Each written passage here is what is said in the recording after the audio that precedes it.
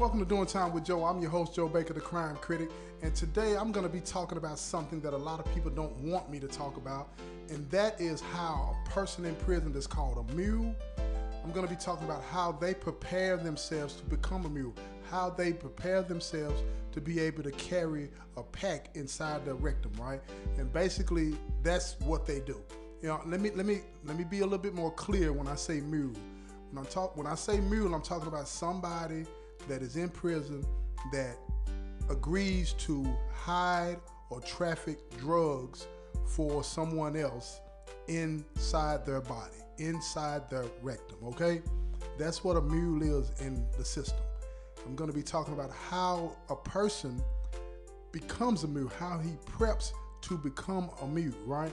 And eventually gets to the point where he can carry a pack, whether it's bringing it back from visitation or holding that pack inside the rectum throughout the day so that it can be hidden from the police that work here, right? So they can't find it. They don't put, a lot of people don't want to put it in the cell or hide it in some other spot. They would rather let a mule tote it all day, right? So I'm going to talk about how a person prepares to become a mule, and I'm going to put the flip on it and tell you about specifically these two gang members that I personally know. I'm not going to put their names out there, but they belong to two different groups, and how one became a mule for the other and some other stuff that went along with it. So sit back, and I hope that you learn something from this. Again, my goal is always to deter this lifestyle, and to do that, I think I have to keep it real and raw as the stories are. I'm not trying to water down anything. I'm just going to tell you how it is, and some people like it, some people don't, but always hit me back with your feedback and let me know what you think. But this is for those individuals out there that think they want this life. So let me just run this down to you. Like I said before, a mule is somebody that likes to hide drugs up in their body for pay, right? They get paid in drugs, or they get paid in money, or a combination of the two, right? So how does a person that just comes to prison or been in prison for a while and decides that they got to do this to make money become a mule? First, you got to be willing to hide a pack drugs in your body, in your rectum. That's the first criteria that you have to pass. Second, how do you get a person, how does a person get themselves ready to do that? Because most people in the free world don't walk around with drugs up in their rectum. So what do they do in here? Basically, they start with something small. They prime them. They prime them. Now listen to, it's a process to this sickness, okay? They take some chapstick, right? Or something small like that, right? And they grease it up. Now, they might do it themselves, or they'll have somebody else do it for them, right? Yes, I said it. They'll be in the room with somebody and they'll take some chapstick, put the Vaseline on it or anything that's slippery. You know what I'm saying? Spit on it, whatever they do. And then they'll stick it in the person's rectum, and then they'll just twist it around until they can get it all the way up in there. Not all the way, because you don't want to go so far, you know what I'm saying, until you can't get it out, right? Don't get it twisted. I ain't never done this, so I know the details from this because it's what people have told me. So don't get it twisted, be hitting me up on no comments talking about, dang, you sound awful familiar with that. It's not me, people. But anyway, they'll take that chapstick or something small like that, and they'll push it up in the person and twist it around. Just getting them used to having something inside of their body. You feel what I'm saying? Then the next step, they'll take it and wrap it up in tape. It's usually black electric tape, and then they'll put something on it that's slippery too, and then they'll stick it up in them further, right? Now, by the time, now this process is over days, right? They don't do it once, stop. It's over days. They keep doing this over and over and over until that person gets comfortable with having something in their rectum, right? So after a while, they'll take and make the pack bigger. Put 2 chapsticks, 3 chapsticks, and it's stretching that individual out, right? Stretching that individual out so that they'll be able to handle a good sized pack. You know, most packs are an ounce or bigger. You know what I'm saying? So most of the guys that are starting out, they'll do a ½ ounce to an ounce, right? So they'll take that and keep putting it up in them until their body is used to it and it stretches and it can hold that. Now here's the kicker about the two gang members. Let me just tell you this story, y'all. Now, the one gang member, I'm not gonna say what gang he was in. He was a young white dude. He was cool and solid dude as far as I knew, right? And he's the one that told me this story, okay? because he was pissed about what happened. He didn't know who to confide in. He felt like he could talk to me about it, this and that. And, I really didn't give him any advice. I just listened to him. You know what I'm saying? He had to get it out, right? I never told anybody his name. I never told his brothers what he had done. And to this day, this is the first time I actually, have really talked about it in detail, right? So anyway, he came to me, and the other gang member had approached him about getting some money. Both of them wanted to get money, but the one gang member had the connection to the drugs. The other gang member didn't, right? But he wanted to make some money. So he told him, if you mule it and bring it in for me, then I'll pay you 25% of every pack that gets brought in. That's a quarter off every pack, right? So that's a lot of money in here. That's a lot of money. You get an ounce of cocaine, that means you get 7 grams of it, just for bringing it in, and you can make a whole lot of money off of that, right? And if it's something else like Suboxone or anything like that, you get 25% of whatever it is, right? So anyway, this guy is not a mule initially, so he has to go through the process that I just described to you earlier. But the other gang member wanted him to be able to handle a bigger pack. So what he did, he worked in the kitchen. He got 2 boiled eggs, right? He got 2 boiled eggs, and 2 boiled eggs. Now, if you think about it, 2 boiled eggs, it's got a little weight to it. You know what I mean? Not a lot, but it's got a little weight to it, right? After it's boiled. So he took these 2 boiled eggs, cracked them, got the shell off of them, okay?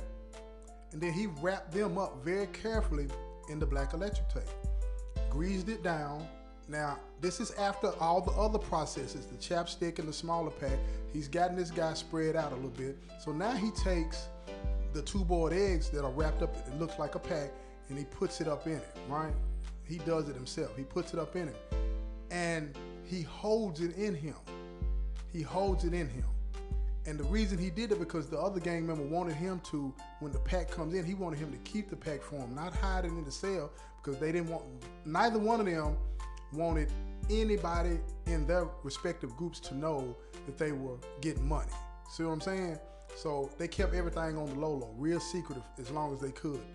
It eventually came out that one of them, they were selling drugs, but they never really found out how they were getting it in. But anyway, so he's got this pack up in him, and he's walking around, and now he's used to having that weight in him. You feel me? So eventually he goes to visit, he brings the pack back, they break it down to get it out, and he would keep that pack up in him throughout the day and the week until everything was gone. Nobody knew that he was bringing it in for the other dude. They really didn't understand what was going on. They just knew they were getting money, so they just looked at it like they come up some kind of way. Now, the one gang member that had the plug to the drugs, he put some bull crap in the game. He told the other brother that was in an opposite gang, the opposition actually, and anybody that's been a part of a gang knows what I'm talking about. And when I say opposition, let me explain to y'all that haven't been in the gang. The opposition is the other group. Like if you got Gangster Disciples, Vice Lord is the opposition. If you got Bloods, then Crips is the opposition. You see what I'm saying? All right. So anyway, these 2 individuals were enemies as far as the gang lifestyle, but they were working together to get money. So the one gang member that had the plug on the drugs, he told the other gang member, look, if you don't let me hit, and I'm gonna explain that to you in a minute what that means.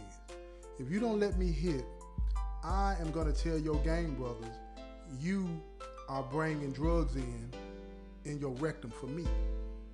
And it scared him to death. He didn't know what to do, right? Let me break it down and tell you why he was spooked. First, let me tell you what hitting is. Hitting is basically the one dude wanted to have sex with him. You feel what I'm saying? That's how we talk about it. You gonna let me hit? You gonna let me hit? That kind of stuff, right? That means he wanted to have sex with him.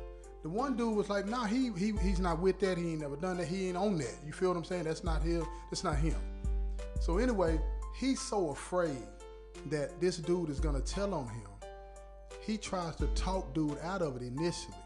Like, man, I'm not doing that. And if you force me to do that, man, I'm gonna tell it. I'm gonna do this. I'm gonna do that. He's scared. But the whole time, he knows that if he goes, no matter if he tells on him or not, if he goes to tell his gang brothers that he's bringing in drugs for the opposition in his rectum, think about that for a second, in his rectum. If he goes and tells his brothers that, he's through. It doesn't matter where he goes. It doesn't matter what he does. You working with the opposition and you violating your body. That's what they're going to say. Now, don't get it twisted. This stuff happens all the time. I'm just putting it out there to let you know this lifestyle, man, is a bunch of crap. People don't want to say that out loud, but I'm saying it out loud because of all the other things that come along with it. It's rough, man. It's not what you want. Criminal lifestyle is not what you want. But anyway, guess what happened? Dude decided that he would let dude hit. So he started having sex with him. He wasn't into that, but he was more afraid of his gang brothers finding out that he was trafficking for the opposition than he was about being compromised and run up in by another man. He let him do it multiple times. And guess what happened? Guess what happened? I know you know. Eventually, they got caught. Both of them. Eventually, they got caught. Both of them ended up in the hole. And of course, on the compound, the people that run the compound, the gang members, they got connections so they can get a copy of the write-up. And the write-up was explicit about what was going on.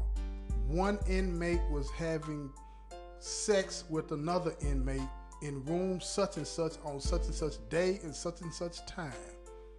And a female officer is the one that caught him. Wrote both of them up, put both of them in the hole, and both of them were terrified to come back to the compound. But let me tell you what else happened.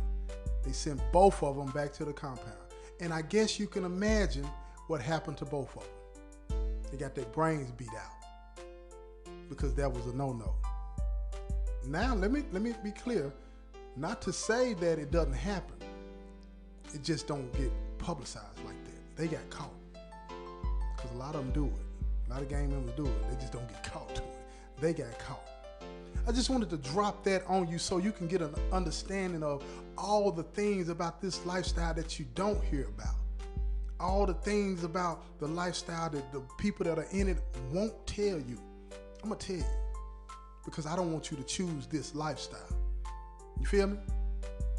This has been another episode of Doing Time with Joe, the Crime Critic. Peace, y'all.